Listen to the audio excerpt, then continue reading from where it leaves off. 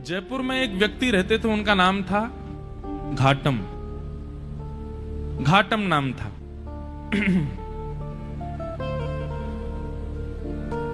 उनका पेशा था, उनके पूर्वजों से ही चला आ रहा था, वो सब चोरी करते थे। दादाजी, परदादा, परदादा, पूरे गांव का ही यही पेशा था, यही काम था, सब चोरी करते थे। घाटम जी भी चोरी करते थे। एक बार श्री घाटम जी कहीं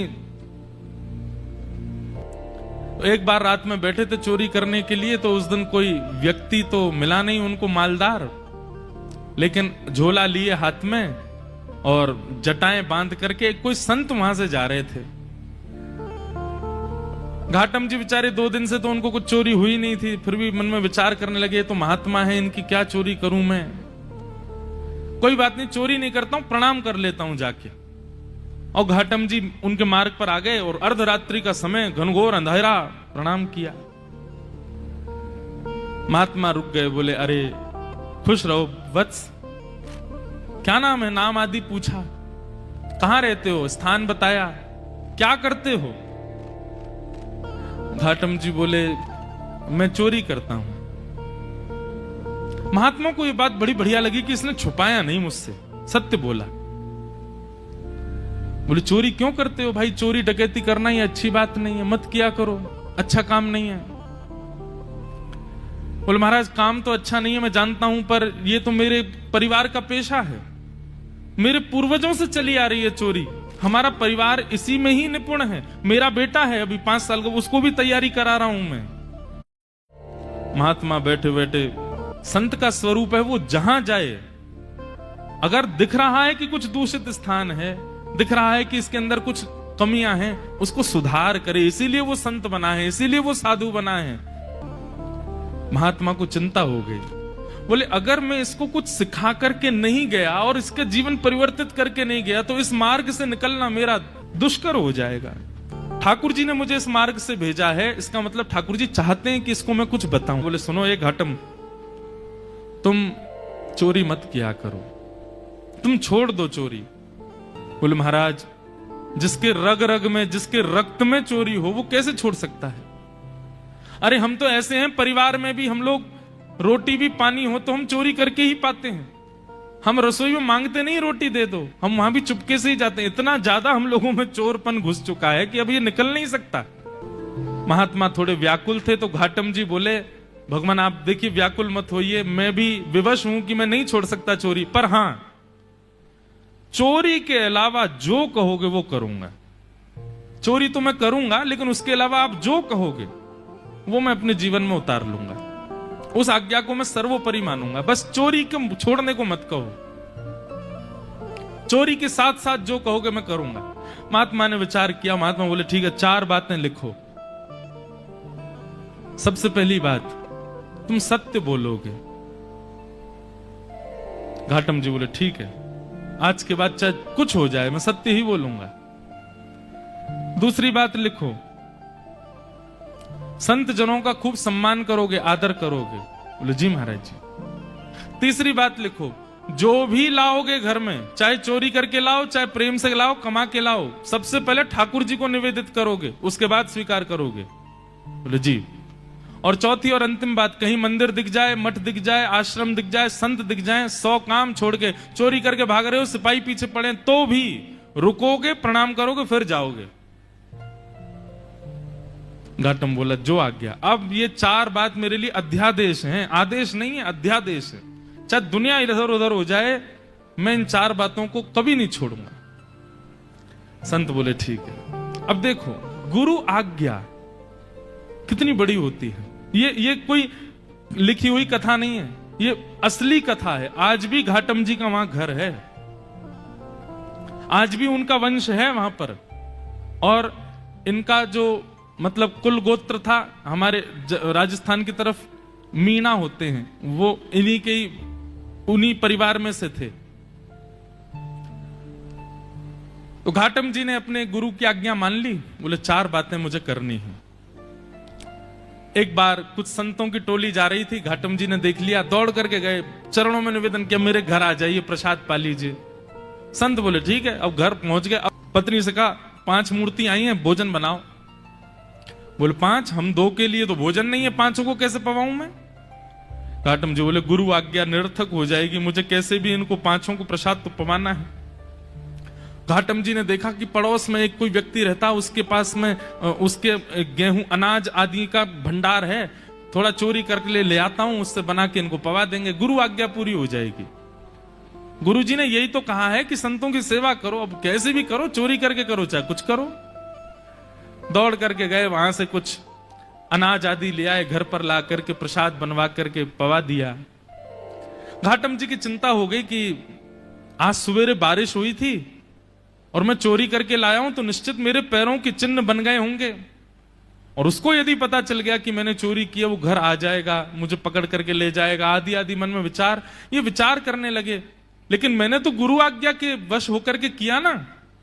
इतने में ही वर्षा हो गई, आंधी तूफान आया और सब उनके चरण चिन्ह आदि मिट गए। तो उनको ये अटूट विश्वास हो गया कि मैंने गुरु आज्ञा मान करके पूर्ण किया, तो ठाकुर जी मेरी सहायता कर रहे हैं, मेरे रक्षक बने हुए। घाटम जी का जीवन ऐसे चलने लगा। गुरु पूर्णिमा का समय था। घाटम जी ने मन में विचार किया, मेरे गुरु ने मुझको सब कुछ प्रदान किया, इस बार गुरु दक्षिणा के रूप में ऐसी कोई वस्तु या इतना धन कुछ दूं गुरुदेव के यहां कि वर्षों तक भी अगर मेरे यहां से सेवा ना जाए तो गुरु जी को दिक्कत ना हो, मेरी तरफ से ऐसा रहे कि हां परिपूर्ण हो गई सेवा। उसके लिए एक बड़ी चोरी कर लेता हूं, उसके बाद फिर मैं धीरे धीरे छोड़ ही दूंगा। एक बड़ी चोरी करता हूं, उससे जो धन आएगा गुरुदेव को दे दूंगा। और घाटम जी ने विचार किया क्या चोरा हूं। तब उन्होंने विचार किया, बोले कि यहां आमेर का जो राजा है, इसके घोड़े बड़े कीमती हैं और उनमें भी एक काला अश्व है, काला घोड़ा, वो सबसे ज्यादा कीमती है, ऐसा पूरे भारत में नहीं है। यदि उसको मैंने चोरी कर लिया और उससे जो धन आएगा वो यदि मैंने गुरुदेव को दिया तो आजीवन मुझे जितना देना चाहिए उतना एक बार में ही दे दूंगा मैं गुरुदेव को। तो गुरुदेव के यहां गुरु पूर्णिमा की सेवा मेरी तरफ से होती रहेगी। घाटम जी चोरी करने के लिए जा रहे हैं। एक सामान्य से घोड़े पर बैठ करके घाटम जी और सीधे राजभवन में प्रवेश कर रहे हैं। मुख्य द्वार से ही प्रवेश करने लगे तो द्वारपालों ने रोका, ए कहां जा रहे हो, क्या नाम है तुम्हारा? बोले घाटम। कहां जा रहे हो? बोले चोरी करने जा रहा हूं। झूठ नहीं बोलना है, गुरुदेव ने मना किया है। तो द्वारपालों ने मन में विचार किया, ये जरूर राजा का कोई गुप्तचर है, राजा का कोई बहुत घनिष्ठ व्यक्ति है, हमने इसको रोक दिया है, इसका परिचय पूछना, इसलिए बुरा मान गया, बुरा मान करके कह रहा चोरी करने जा रहा हूं। ए भाई सुनो, द्वार खोल दो, ये कोई राजा का परिचित व्यक्ति होगा, ऐसे कौन बोलता चोरी करने जा रहा हूं। द्वार खुल गए, वो भीतर प्रवेश कर गए। भीतर प्रवेश करके घुड़साल में गए, वहां सबसे महंगा घोड़ा जो काला अश्व था उसको खोल लिया, बैठ गए, लेकर के बाहर आने लगे, खुले में ही सबके सामने बाहर की ओर जाने लगे। तो द्वारपालों ने कहा ये तो राजा का घोड़ा है, ये क्यों ले जा रहे हैं? फिर भैया ये काला अश्व कहां लेके जा रहे हो? बोले चोरी करने आया था, चोरी कर ली, अब चोरी करके ले जा रहा हूं। द्वारपाल बोले ये तो कुछ ज्यादा ही बुरा मान गया है, ऐसे कौन बोलता है? अरे भैया द्वार खोल दो, इनको जाने दो, रोको नहीं। उनका सत्य और वहां द्वारपाल का उसके प्रति ये भाव रखना कि बुरा मान गए, वो ऐसा फिट हुआ कि किसी को शंका ही नहीं हुई कि ये चोरी कर रहे हैं। घोड़ा लेकर के चले गए और उसी समय राजा ने आज्ञा की मेरे घोड़े तैयार करो, मैं भी जाऊंगा कहीं, ऐसा उसने आज्ञा की। जाके देखा तो काले अश्व थे नहीं। अफरा तफरी मची। जब द्वारपालों के कान में बात पहुंची तो उन्होंने हल्ला किया कि अरे एक व्यक्ति आया था, आकर के इतना सत्य बोल के, वो तो बोल के गया मैं चोरी करने आया हूं, चोरी करके ले भी गया, तुमने रोका क्यों नहीं? बोले महाराज हमको लगा कि ऐसे कौन बोलता है, चोर कभी ये बोलता मैं चोरी करने आया हूं, लेकिन वो सत्य बोल रहा था तो हमको लगा आपका कोई गुप्तचर है, आपका कोई घनिष्ठ है, इसलिए हमने रोका नहीं उसको, ले गया। वो सैनिकों को भेजा, जाओ पकड़ लो उसको, घोड़े लेके आओ। घाटम जी घोड़ा लेकर के जा रहे थे, दौड़ रहे थे खूब तेज कि राजा के कोई दूत आए, उससे पहले मैं इसका विक्रय कर दूं कहीं। लेकिन तभी उसी मार्ग पर ही एक मंदिर पड़ा राम जी का। और वहां संभवतः उसी समय आरती चल रही थी। गुरुदेव की आज्ञा याद आ गई, बोले गुरुजी ने कहा था कहीं मठ मंदिर आश्रम दिख जाए तुरंत रुक के प्रणाम करना है। तुरंत अपना घोड़ा रोका। भयभीत है मन में, लेकिन गुरु आज्ञा पर इतना विश्वास, घोड़े को रोका, खड़ा किया, वहीं एक पेड़ से बांध दिया, भीतर भाज करके गए। जल्दी जल्दी प्रणाम कर रहे थे, आरती चल रही थी, आरती प्रणाम की, संतों को प्रणाम किया। लेकिन जब तक वो बाहर आते उससे पहले सैनिक आ गए और सैनिकों ने आकर के देखा घोड़ा खड़ा है। लेकिन एक आश्चर्य हुआ, वो घोड़ा जो काला था वो श्वेत हो गया था, लेकिन घोड़े की आकृति, घोड़े की कद काठी, घोड़े का स्वरूप बिल्कुल वैसा ही था जैसा उस काले, बस उसका वर्ण श्वेत हो गया। तो सैनिक खड़े तो हो गए आके, लेकिन कहने ये घोड़ा तो वही है, लेकिन ये श्वेत कैसे हो गया। घाटम जी निकल करके बाहर आए, सैनिकों ने उनकी ओर देखा, ये घोड़ा किसका है? बोले घोड़ा राजा का है। बोले राजा का घोड़ा तो काला था, ये श्वेत कैसे हो गया? तुम चोरी करके लाए ना? बोले हाँ मैं चोरी करके लाया। ये श्वेत कैसे हो गया? बोले ये तो मुझे नहीं पता, क्योंकि मैंने जब बांधा था तब तो काला ही था। ये श्वेत कैसे हुआ ये तो मुझे नहीं पता। अरे तुझे नहीं पता, ऐसा कैसे बोल सकते हो? बोले मैं सत्य बोल रहा हूं, मुझे लगता है मैंने जिनको निवेदित किया उन्होंने इसको श्वेत कर दिया। सैनिक बोले क्या बोल रहे हो ये?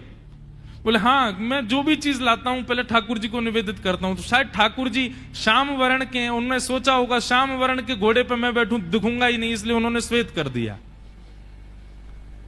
सैनिक बोले ये क्या तुम बोल रहे हो? बोले मैं सत्य बोल रहा हूं, ये वही घोड़ा है जो राजा का है, मैं चोरी करके लाया हूं, मैंने बांधा था तब काला था। आप लोग आए तो कहीं आप मुझे पकड़ो ना, इसलिए ठाकुर जी ने श्वेत कर दिया, पर संभवतः आपने पकड़ लिया मुझको। तो तुम ये कहना चाहते हो ठाकुर जी तुम्हारी चोरी में सहायता कर रहे हैं? नहीं नहीं, सहायता तो ठाकुर जी नहीं कर रहे हैं, पर ऐसा कह भी दें तो कोई अतिशयोक्ति नहीं, कर तो रहे हैं, श्वेत उन्होंने ही किया है। बोले इसकी बातें हमें समझ नहीं आ रही, इसको पकड़ के राजा के पास ले चलो। राजा के पास ले गए। राजा ने जब घोड़ा देखा, राजा खुद आश्चर्य, बोले ये है तो मेरा ही घोड़ा, पर ऐसा भी नहीं कि इस पर कोई रंग लगाया हो, इसका वास्तविक रंग श्वेत कैसे हो गया? घाटम जी से पूछा, घाटम जी बोले मैं सत्य बोल रहा हूं, आप लोग मान नहीं रहे हैं, मैं ठाकुर जी को निवेदित करता हूं, जो भी चुराता हूं मैंने ठाकुर जी को निवेदित किया, उनको नहीं भाया होगा काला, इसलिए गोरा कर। घाटम जी की बात पर किसी को विश्वास नहीं हो, तब राजा बोला एक तरीका है, यदि तुम्हारी बात में इतनी सत्यता है कि ये वही घोड़ा है, तो मेरे घोड़े के गाल के पास में एक मस्सा है, यदि वो मस्सा इसके हुआ तो मैं समझ जाऊंगा कि भगवान तुम्हारी सहायता करते हैं, तुम्हारी गुरु आज्ञा ही तुम्हारी सहायता करती है, तुम जो करते हो सब, और मैं तुमको छोड़ दूंगा। राजा ने जाकर के घोड़े की नार पर जब बाल हटा करके देखा तो वो मस्सा बिल्कुल वैसा ही था जैसा एक काले घोड़े के था, वही घोड़ा। राजा से विश्वास नहीं हुआ नेत्रों पर, उसी समय चरणों में गिर गया। बोले महाराज आपके गुरु आपके बने रहें, पर आज से मेरे गुरु आप हैं। आप चोरी चकारी छोड़िए, सारे काम छोड़िए, आज से आप मेरे दरबार के राजगुरु हैं। आपकी गुरु आज्ञा इतनी प्रतापशाली कि आप एक चोरी का कृत्य करते हैं, उसमें भी ठाकुर जी सहायता करते हैं आपकी। आज से आप मेरे राजगुरु। और श्री घाटम जी को राजगुरु बना दिया। लेकिन राजगुरु बनने के बाद घाटम जी को बड़ी आत्मग्लानि हुई। उन्होंने मन में विचार किया कि मैंने गुरुदेव की आज्ञा मानकर के अपने दुष्कृत्य को नहीं छोड़ा, उसका यह परिणाम हुआ कि आज मैं एक राजगुरु बन गया। यदि मैंने अपने कृत्य भी सुधार लिए होते, सदकृत्य किए होते, तो आज ठाकुर जी मुझको मिल गए होते। तो घाटम जी ने अपनी राज पदवी का त्याग कर दिया, और राज पदवी त्याग करने के बाद वो सामान्यतया एक सामान्य व्यक्ति की तरह अपना जीवन जीने लगे, गुरु आज्ञा पालन करके। वो उनका एक पद है, उसमें कहते हैं ठाकुर जी को कि हे ठाकुर जी, पहले तो मैं यूं ही खाता, अब तो ना कर खावा छा। ठाकुर जी पहले तो मैं ऐसे ही खा जाता था, पर अब तो मैं स्नान करके पाता हूं प्रसाद।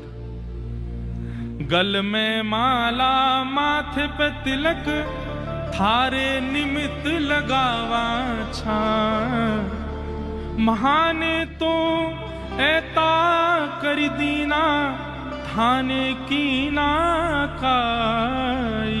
मैंने तो इतना कर लिया आपके लिए, आपने मेरे लिए क्या किया ठाकुर जी? घाटम दास जात को मीना, तारोगे कीना। इतनी सरल सहज वाणी उनकी। ठाकुर जी से कह रहे मैंने आपके लिए इतना कुछ किया, अब तो मैं नहा के खाता हूं, अब तो तिलक लगाता हूं, माला पहनता हूं गले में। ठाकुर जी अब तो कृपा करो मुझ पर।